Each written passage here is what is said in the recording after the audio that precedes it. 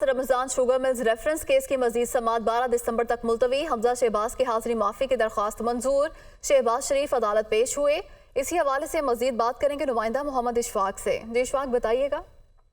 जी बिल्कुल, लाहौर की एहतसाब अदालत में Ramzan sugar mill reference case की समाअत हुई तो हमजा शहबाज की जानिब से बिरून मुल्क मौजूद होने के बायस हाजिरी माफी की दरख्वास्त दी गई, जिसे अदालत ने मंजूर कर लिया। जबकि साबिक वजीर आजम शहबाज शरीफ अदालत में पेश हुए तो इस मौके पर कारकुनान की बड़ी तादाद भी एहतसाब अदालत के बाहर मौजूद थी, जिन्होंने शहबाज शरीफ के हक में नारे लगाए। इस मौके पर शहबाज शरीफ जब अदालत में पेश हुए तो इस मौके पर शहबाज शरीफ ने अदालत से ये कहा कि मैंने अपनी हाजिरी मुकम्मल करवा दी है, मैं अदालत के सामने कुछ कहना चाहता हूं, जिस पर अदालत ने इजाजत दी। तो शहबाज शरीफ ने कहा कि मुझे पहली मर्तबा साफ पानी केस में बुलाकर आशियाना में गिरफ्तार किया गया, जबकि गंदे नाले के केस में भी मुझे दोबारा गिरफ्तार किया गया। शहबाज शरीफ ने कहा कि एक ढेले की करप्शन आज तक साबित नहीं हो सकी, तमाम केसेस सियासी बुनियादों पर कायम किए गए हैं और अब तक जितने भी केसेस कायम किए गए हैं उनमें से मुतअद्दिद केसेस में बरी हो चुके हैं। शहबाज शरीफ ने यह भी कहा कि इस हवाले से रमजान शुगर मिल केस में भी उनका कोई ताल्लुक नहीं है, लेकिन सियासी इंतकामी कार्रवाई का निशाना बनाया गया। एहतसाब अदालत ने शहबाज शरीफ की हाजिरी मुकम्मल होने के बाद मजीद कार्रवाई 12 दिसंबर तक मुलतवी करते हुए वकला को बहस के लिए तलब कर लिया, जिसके बाद शहबाज शरीफ ने मीडिया से गुफ्तगू करते हुए कहा कि आज मुल्क के दो साबिक वज़ीर आज़म, जिसमें नवाज शरीफ इस्लामाबाद हाई कोर्ट में पेश हो रहे हैं और वो खुद लाहौर की एहतसाब अदालत में पेश हो रहे हैं, और 12 दिसंबर तक मुलतवी कर दी गई है। शौक, बहुत शुक्रिया, आपने तफसीलात से आगाह किया।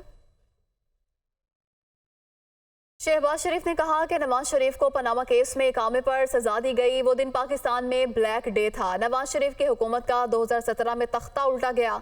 किसी को इल्म नहीं था कि तहरीक इंसाफ तहरीक तबाही बन जाएगी। 9 मई को मुल्क के खिलाफ साजिश और गद्दारी की गई। 9 मई के आलाकारों पर किसी को शक नहीं होना चाहिए। इलेक्शन बर वक्त होने चाहिए। नवाज शरीफ भरपूर इलेक्शन मुहिम चलाएंगे।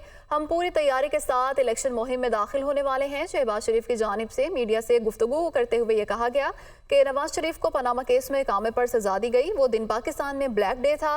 नवाज शरीफ की हुकूमत का 2017 में तख्ता उल्टा गया। किसी को इल्म नहीं था कि तहरीक इंसाफ तहरीक तबाही बन जाएगी।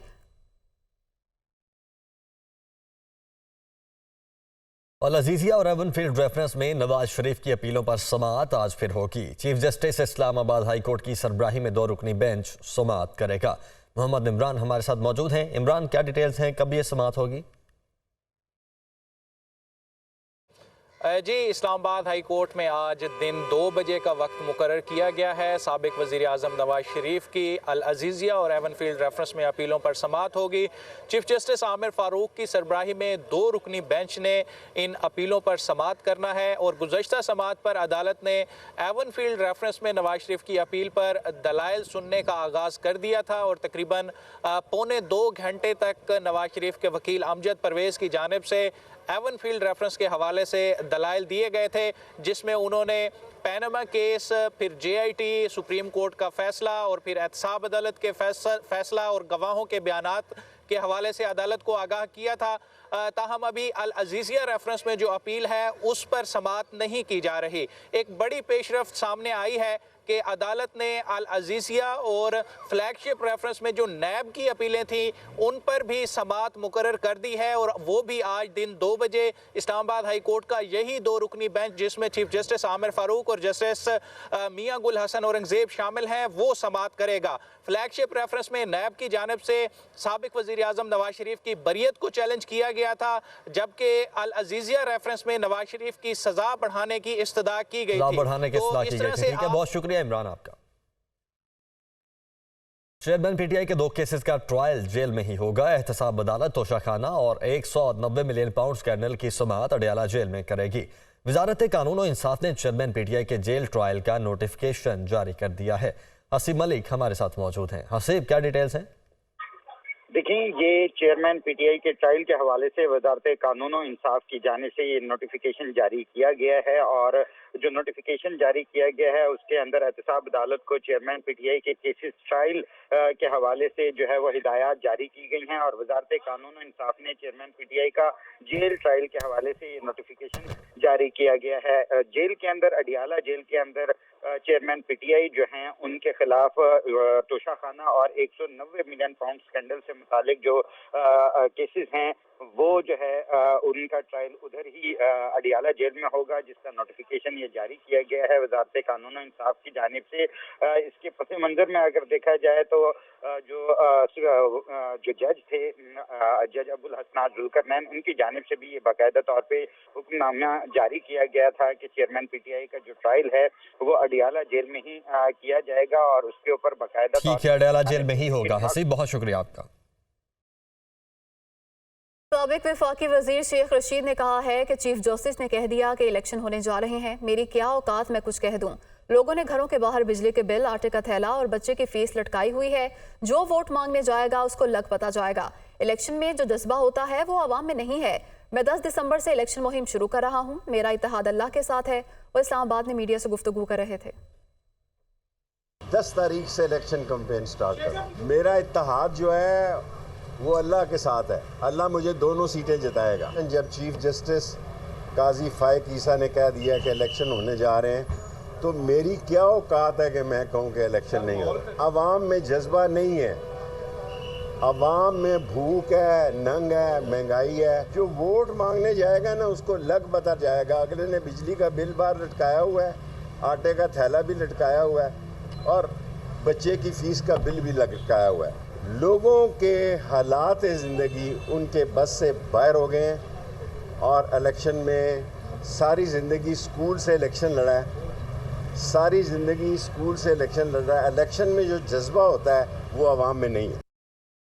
पाकिस्तान स्टॉक मार्केट में रिकॉर्ड पर रिकॉर्ड बनने लगे। स्टॉक मार्केट में नया रिकॉर्ड कायम हुआ है। इंडेक्स 61,000 की हद अबूर कर गया। कारोबार के आगाज पर इंडेक्स में 700 से ज्यादा पॉइंट्स का इजाफा हुआ है। बात करेंगे नुमाइंदा शहरियार जंजुआ से। शहरियार, बताइएगा सूरत हाल। अक्टूबर से लेकर अभी तक स्टॉक मार्केट के 100 इंडेक्स में 14,000 पॉइंट्स का इजाफा हो चुका है। आज भी स्टॉक मार्केट ने एक नया माइलस्टोन अचीव किया है, 61,000 का लेवल क्रॉस किया है। जो ब्रोकर्स और ट्रेडर्स हमें बता रहे हैं कि उम्मीद की जा रही है कि आने वाले अरसे में पाकिस्तान में डॉलर के इनफ्लोज बढ़ेंगे। इसकी वजह से जो म्यूचुअल फंड्स हैं, कॉर्पोरेट सेक्टर्स हैं और कंपनीज अपने शेयर्स को बाय बैक कर रही हैं। म्यूचुअल फंड्स बहुत हैवी इन्वेस्टमेंट आके कर रहे हैं क्योंकि शेयर्स की कीमतें अभी भी जो 2007 का लेवल था उससे बहुत कम है। तो उम्मीद ये की जा रही है, ब्रोकर्स और इन्वेस्टर्स ये समझते हैं कि जो अगर मुल्क में डॉलर के इनफ्लोज बढ़ेंगे तो मुल्क में मैन्युफैक्चरिंग सेक्टर में तेजी आएगी और ये जो शेयर्स अभी सस्ते बिक रहे हैं, आने वाले महीनों में, सालों में इनकी कीमत डबल या ट्रिपल हो सकती है। यही वजह है कि स्टॉक मार्केट में हम रोज नया रिकॉर्ड बनते हुए देख रहे हैं। जी शहरियार, बहुत शुक्रिया, आपने तफसीलात से आगाह किया। लाहौर हाई कोर्ट ने मुल्जिमान का जिस्मानी रिमांड देने के लिए नए उसूल वज़ा कर दिए हैं। जिस्मानी रिमांड के लिए मुल्जिम का कमरा अदालत में मौजूद होना ज़रूरी है। तफ्तीशी अफसर के बयान को बुनियाद बनाकर किसी मुल्जिम का जिस्मानी रिमांड नहीं दिया जा सकता। मोहम्मद अशफाक हमारे साथ लाहौर से मौजूद हैं। अशफाक, बताइएगा मुकम्मल उसूल कौन कौन से हैं? जी बिल्कुल, लाहौर हाईकोर्ट के जस्टिस शहराम सरवर चौधरी और जस्टिस अलीजिया बाजवा ने तारीखी फैसला जारी किया है। 2 रुकनी बेंच ने गिरफ्तार मुल्जमान के जिस्मानी रिमांड से मुतल्लिक नए असूल वज़ा किए हैं, जिसमें ये कहा गया है कि मुल्जिम मंशा बम के जिस्मानी रिमांड में तौसीक़ का फैसला कदम करार दिया जाता है। जिस्मानी रिमांड के लिए मुल्जिम का कमरा अदालत में मौजूद होना जरूरी है। पेशी के बगैर किसी मुल्जिम का जिस्मानी रिमांड नहीं दिया जा सकता।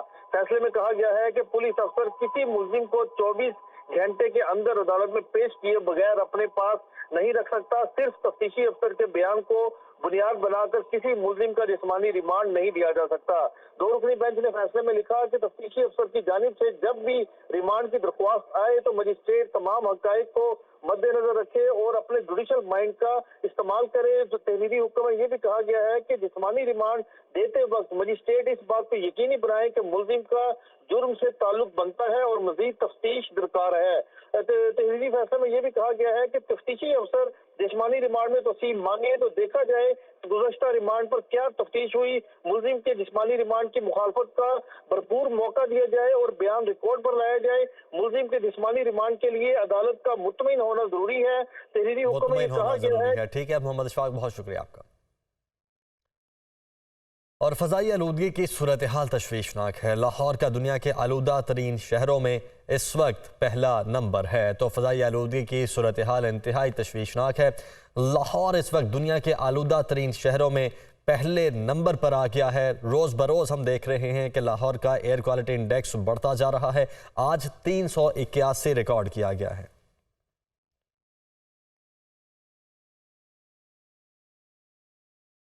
फ़ज़ाई आलूदगी की सूरत हाल में तशवीशनाक हद तक इजाफा हो गया है और लाहौर दुनिया के आलूदा तरीन शहरों में लाहौर का पहला नंबर है, जबकि हुकूमती इक़दाम भी बेसूद हैं। मुबीन हैदर से मज़ीद तफसीलात इस हवाले से जानेंगे। जी मुबीन, बताइएगा। बिल्कुल इसी तरह सूरत हाल मौजूद है। अगर बात करते चले सूबेदार हुकूमत की, तो लाहौर के अंदर भी स्मॉग की शरह के अंदर कोई हमें कमी नज़र नहीं आती। रोज़ की बुनियाद पर स्मॉग की शरह उसमें इजाफा ही नज़र आ रहा है। इस वक्त स्मॉग की जो शरह है वो तकरीबन 450 प्लस रिकॉर्ड की जा रही है। अब देखना ये है कि जब तक स्मॉग कम नहीं होती किस तरह से इस चीज़ को टैकल किया जाएगा, क्योंकि रोज़ की बुनियाद पर हुकूमती भी इकदाम किए जा रहे हैं, लेकिन इसके बावजूद भी जो है हमें स्मॉग के अंदर की खातिर ख्वाह कमी जो है वो नज़र नहीं आ रही। अगर हम बात करते हैं हुकूमती इकदाम की, तो हफ्ते के अंदर जो है स्मार्ट लॉकडाउन का भी नफाज किया जाता है। जितने भी हैवी और स्मोकी व्हीकल्स हैं उनको भी रोज़ की बुनियादों पर चलान टिकट्स इशू किए जाते हैं। रोज़ की बुनियादों पर सैकड़ों गाड़ियां बंद की जा रही हैं, लेकिन उसके बावजूद भी स्मोक के अंदर हमें कोई खातिर ख्वाह कमी नज़र नहीं आ रही है। बुजुर्ग और बच्चे जो हैं बिला ज़रूरत सफ़र से गुरेज करें, मास्क इस्तेमाल यकीनी बनाए, वाटर इनटेक ज़्यादा से ज़्यादा रखें, ज़्यादा के स्मोक के जो मुज़र असरात हैं उससे जो है ख़ुद को महफूज रख सकें। जी welcome back. Army chief general Asim Munir को पाक फौज की कमान संभाले 1 साल मुकम्मल हो चुका है। मुश्किल तरीन दौर से गुजरते हुए पाकिस्तान ने जनरल आसिम मुनीर के दौर में बहुत सी हैरानकुन कामयाबियां समेटी और 365 रोज बाद पाकिस्तान एक गैर यकीनी सूरत हाल से निकलकर इस्तेहकाम के सफर पर गामजन हो चुका है। इस्लामाबाद से अदील वड़ाइश की रिपोर्ट देखिए।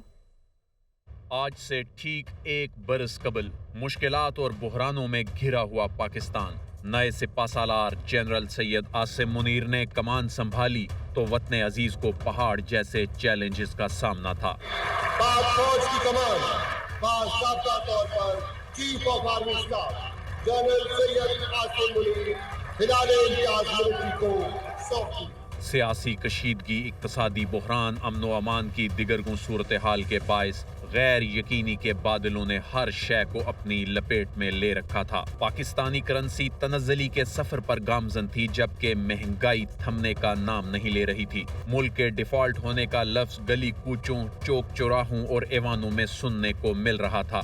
सूरत हाल से फायदा उठाते हुए अय्यार दुश्मन सोशल मीडिया के जरिए मायूसी और बदगुमानी में इजाफा करने लगा, मगर रियासत हाथ पर हाथ रखे नहीं बैठी थी। जनरल आसिम मुनीर की क़यादत में पाक फौज ने मायूसी के इस सफर को मुस्तहकम पाकिस्तान की जानिब मोड़ने की ठानी। 365 रोज बाद पाकिस्तान के पास बताने के लिए आज बहुत कुछ है। मुल्की मईशत से खिलवाड़ करने वाले स्मगलिंग माफिया पर रियासत पाकिस्तान ने ऐसा हाथ डाला जो किसी के गुमान में न था। डॉलर की कदर में तारीखी कमी और अशियाए ज़रूरिया की ज़ख़ीरा अंदोज़ी रुकने के बाद आम आदमी की जिंदगी पर असर पड़ा। पाकिस्तान की डोलती मईशत और ज़र मबादला के ज़खायर को संभाला देने के लिए special investment and facilitation council का क़याम पाकिस्तानी तारीख का एक गेम चेंजर मंसूबा साबित हुआ, जिसने सिर्फ 5 माह के कलील अरसे में पाकिस्तान में अरबों डॉलर्स की सरमायाकारी के दरवाजे खोल दिए। 60 अरब डॉलर से जायद की गैर मुल्की सरमायाकारी अब ज्यादा दूर नहीं। पाकिस्तान में ज़राअत के शोबे में इनकलाब बर्पा होने लगा, जिसके नताइज अब सिर्फ चंद माह की दूरी पर हैं। पाकिस्तान की संजीदा मुआशी पॉलिसियों के बायस IMF निगरान हुकूमत पर भी एतमाद करने लगा। सरमायाकारों के एतमाद के बायस स्टॉक मार्केट ने तमाम बैरियर्स तोड़ डाले और रोज नए रिकॉर्ड बनने लगे। मिलिट्री डिप्लोमेसी के जरिए पाकिस्तान एक मरतबा फिर आलमी दुनिया में अहम ममालिक के करीब हुआ। मुल्क में अमन व अमान की सूरत हाल को कंट्रोल करने के लिए इंटेलिजेंस बेस्ड ऑपरेशंस के नतीजे में 464 दहशत गर्दों को चुन चुन कर जहन्नुम वासिल किया गया। मुल्की मईशत और अमन व अमान को पहुंचने वाले नुकसान को रोकने के लिए गैर कानूनी मुकीम गैर मुल्कियों के खिलाफ कठिन मगर मौसर इकदामात का फैसला किया गया, जिसके हैरान कुन नताइज आने लगे हैं। सिर्फ चंद हफ्तों में 2.5 लाख से जायद गैर कानूनी गैर मुल्की पाकिस्तान छोड़ चुके हैं। आज का पाकिस्तान 29 नवंबर 2022 के पाकिस्तान से मुख्तलिफ है और इस्तेहकाम का ये सफर जारी व सारी है। खैबर पख्तूनख्वा का माली बहरान, सरकारी महकमों के ज़िम्मे बिजली बकाया जात मजीद बढ़ गए हैं। मुख्तलिफ सरकारी महकमों के ज़िम्मे बिजली बिल्स की मद में 7 अरब से जायद बकाया जात हैं। आमिर जमील पेशावर से हमारे साथ मौजूद हैं। आमिर, बताइएगा किसने कितने पैसे देने हैं?